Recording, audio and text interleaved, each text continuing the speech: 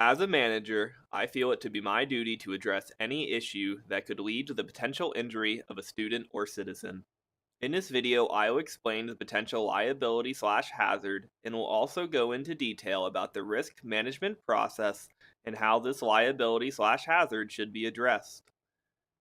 Risk management is defined as controlling financial and personal injury losses from sudden, unforeseen, unusual accidents and intentional torts.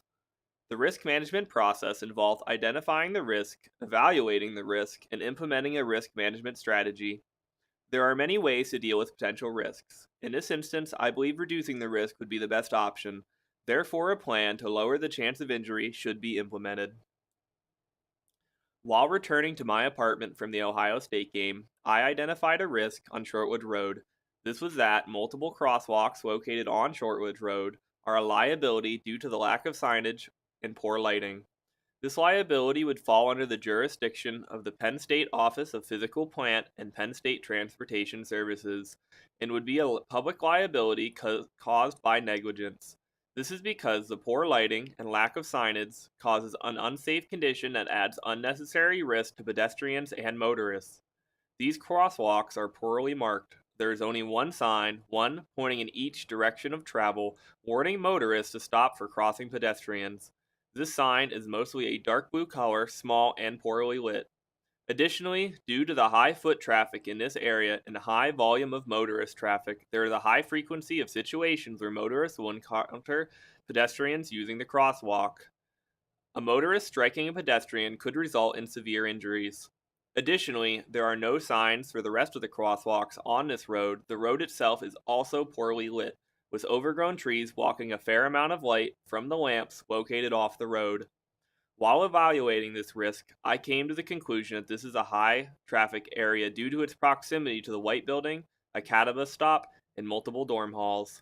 Additionally, this road is close to the stadium and therefore receives high volumes of traffic after home football games.